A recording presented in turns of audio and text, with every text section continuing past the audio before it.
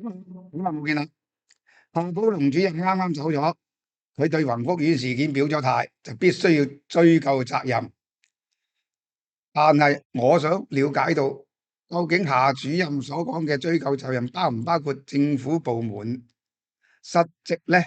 或者有冇官員要問責，甚至革扯或者被起訴添？嚴格嚟講，會唔會呢？嗱，我就唔敢包啦。不過宏福苑事件揭露到政府部門咧，唔單止為官避事，為官不做事，一避事都有啲做，有啲唔做。但係我睇見宏福苑事件揭露出嚟咧，真係一次湊過一次，一篤屎就湊過一篤屎。所有部門咩勞工處、屋宇署等等，簡直係令人驚訝，差到。但係最差係邊個咧？係消防處。點解我咁講？唔係我針對佢。因為防火責任係消防處最終責任，所有嘢佢居然夠膽推得一乾二淨，唔關佢事。好簡單，嗰個姓姜嘅助理處長喺聽證會都講咗15次，係表現不理想，要改善。15次表現不理想嘅，即係失職啦，係咪啊？如果唔係失職係乜嘢啊？好啦，另外嗰個姓翁嘅咁誇張，助理處長。呢樣唔關佢事，嗰樣唔關事，好似成個宏福苑係消防處冇責任嘅。杜鑑坤資深大律師同我出片講嗰個理論結論都係一樣。消防處消防條例賦予消防處最終嘅防火責任，而消防處本身都有防火組㗎吓。好啦，第二亦都引用咗牛頭角迷你倉事件，同我嘅係完全一樣。結果第二日楊恩健處長 sorry 啊，楊恩健咧就即刻補鑊，話消防處係最終嘅防火責任。到最後鄧炳強都出嚟講係消防處有防火責任。但係之前你做到助理處長，居然如果杜鑑坤唔係講個嘢同我一樣引用埋消防條例同埋先例，真係俾你呃到㗎喎，咁你都夠膽講嘅？死人火燭燒死168人，唔係咁簡單。我最近睇到有條片，有個女士老公燒死咗，個女燒死咗，啱啱養大咗，欲哭無淚。佢要求咩？希望政府道歉，希望政府認錯。但係我覺得呢位女士咧太天真啦。點解咧？你居然叫政府部門認錯，唔通特首會認錯、保安局會認錯、消防處會認錯咩？唔會㗎。點解咧？陸工會誹謗我都係要佢認錯咋，道歉啫，都咁難。陸工會都唔係政府部門，我都咁難。咁你話政府部門點會認錯啫？唔好太天真，因為香港認錯文化唔適合於用香港。甚至你諗下以前蒸餾水事件都係唔係認錯，冇人認錯。好啦，講翻我嗰個誹謗 case， 當時1月初我係話過告晒所有人，包括2位首長。喺呢段時間我受咗好大嘅壓力，有勸告，有忠告，有一種嚴厲忠告。到最後我就決定咗話唔會對2位首長進行起訴，但係陸工會如果佢肯和解，肯做 mediation 調解，我都接受嘅。初話 mediation 提議嘅時候咧，有人同意過對方，但係後來咧又話 mediation 都唔使啦，總之道歉就冇得傾。咁我冇辦法。到今日我話俾大家聽，我已經喺6月22號入稟咗高院告陸工會，但係呢個過程好複雜，中途有律師、大律師曾經出面幫我，結果某啲原因佢哋要退出，最後就係我自己用私人寫份狀紙，當然好辛苦，我唔係專業律師，我識法律啫，但係呢啲文書嘢就真係考到我，結果我入咗3次高院先至入得成功。而我亦都話俾你聽，點解我會咁做咁堅持咧？我只係要求一個道歉啫，因為我個女14歲讀緊中學，佢啲同學聽到呢啲新聞，佢嘅父母叫佢啲仔女同我個女疏遠少少，唔好同我接近，可能怕我接觸咧，又有人話國安會拉我啊，有人話我犯國安法，政府用國安法拉我等等。第二，我老婆佢以為嫁咗個愛國愛港、不怕黑暴嘅大英雄，結果俾人話以災亂港。我想問，我個女係咁樣，我太太係咁樣，甚至可能將來我如果我唔平反，唔去爭取平反我嘅聲譽個名聲，我一世喺網度查選舉人都係以災亂港。我只係希望陸工會又好，政府某部門又好，同我澄清一下，但都做唔到，我唯有訴諸法律，希望法庭去解決咯。至於今次嘅控告咧，係香港史上最多被告嘅人，因為我除咗告陸工會之外咧，係告晒72個工會嘅主席同埋理事，因為我覺得佢哋係有份參與呢個假嘅聲明，因為唔可能喺3日之內諮詢咗6000幾人。咁當然我係咪啱？法庭自有判決，因為而家已經係進入司法程序，我都唔識講咁多。大家可以睇下我呢份手頭嘅付款，呢份係高等法院編號 HCA 1062/2026，總共有78個被告人，係香港史上私人檢控最多被告人嘅誹謗官司。我唔係想搞大件事，我只係想希望還嗰個清白。仲有人問我，喂，會唔會係有人指使佢哋？佢哋都係無辜。呢個我唔知，亦都唔理。不過如果真係有人指使嘅話咧，任何政府官員指使其他人下屬啦，幫人去做一啲唔正確嘅嘢咧，佢有機會係公職人員行為失當，係刑事嘅。當然我唔係話而家有咁嘅可能，只係話有人問我會唔會咁，我就解釋我有限嘅法律同大家傾下嘅啫。嗱，大家如果有興趣嘅，可以去高等法院攞呢份嘢出嚟睇。亦都最近咧今日咧已經有一個叫法庭線嘅新聞報道咧，報道晒出嚟，咁大家可以去睇一睇。多謝大家。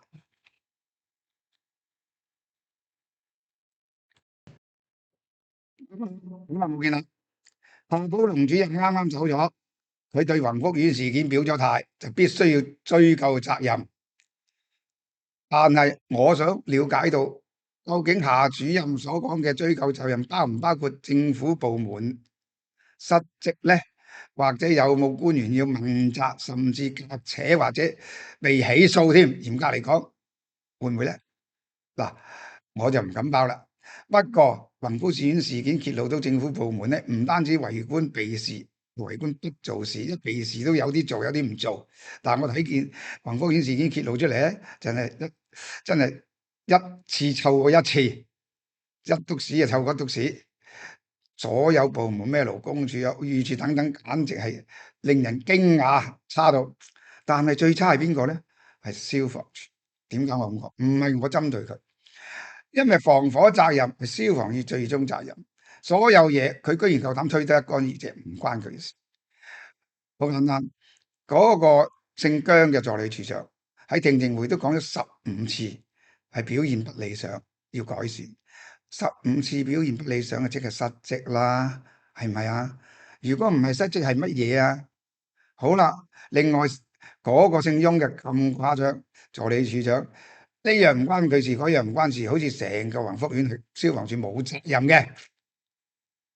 杜鑑坤資深大律師同我出片講嗰個理論結論都係一樣，消防處消防條例賦予消防處最終嘅防火責任，而消防處本身都有防火組噶吓。好啦，第二亦都引用咗牛頭角迷你倉事件，同我嘅係完全一樣。結果第二日楊恩健處長 sorry 啊，楊恩健咧就即刻補鑊，話消防處係最終嘅防火責任。到最後林炳強都出嚟講係消防處有防火責任。但係之前你做到助理處長，居然如果杜鑑坤唔係講個嘢同我一樣引用埋消防條例同埋先例，真係俾你呃到嘅喎，咁你都夠膽講嘅？死人火燭燒死168人，唔係咁簡單。我最近睇到有條片，有個女士老公燒死咗，個女燒死咗，啱啱養大咗，欲哭無淚。佢要求咩？希望政府道歉，希望政府認錯。但係我覺得呢位女士咧太天真啦。點解啊？你居然叫政府部門認錯，唔通特首會認錯、保安局會認錯、消防處會認錯咩？唔會㗎，點解咧？陸工會誹謗我都係要佢認錯咋，道歉啫，都咁難。陸工會都唔係政府部門，我都咁難。咁你話政府部門點會認錯啫？唔好太天真，因為香港認錯文化唔適合於用香港。甚至你諗下以前蒸餾水事件都係唔係認錯，冇人認錯。好啦，講翻我嗰個誹謗 case，當時1月初我係話過告晒所有人，包括2位首長。喺呢段時間，我受咗好大嘅壓力，有勸告，有忠告，有一種嚴厲忠告。到最後，我就決定咗話唔會對2位首長進行起訴。但係陸工會如果佢肯和解，肯做 mediation 調解，我都接受嘅。初話 mediation 提議嘅時候咧，有人同意過對方，但係後來咧又話 mediation 都唔使啦。總之道歉就冇得傾，咁我冇辦法。到今日我話俾大家聽，我已經喺6月22號入稟咗高院告陸工會，但係呢個過程好複雜，中途有律師、大律師曾經出面幫我，結果某啲原因佢哋要退出，最後就係我自己用私人寫份狀紙，當然好辛苦，我唔係專業律師，我識法律啫，但係呢啲文書嘢就真係考到我，結果我入咗3次高院先至入得成功。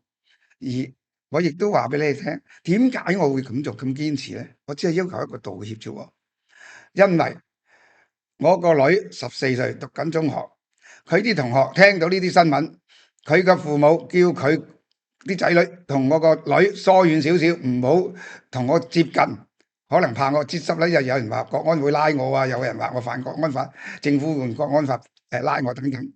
第二，我老婆佢以為嫁咗個愛國愛港、不怕黑暴嘅大英雄，結果俾人話以災亂港。我想問，我個女係咁樣，我太太係咁樣，甚至可能將來如果我唔平反，唔去爭取平反我嘅聲譽個名聲，我一世喺網度查選舉都係以災亂港。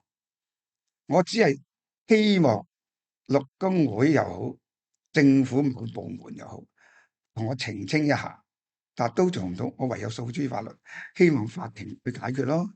至於今次嘅控告咧，係香港史上最多被告嘅人，因為我除咗告陸工會之外咧，係告晒72個工會嘅主席同埋理事，因為我覺得佢哋係有份參與呢個假嘅聲明，因為唔可能喺3日之內諮詢咗6000幾人。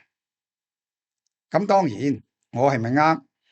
法庭自有判決，因為而家已經係進入司法程序，我都唔識講咁多。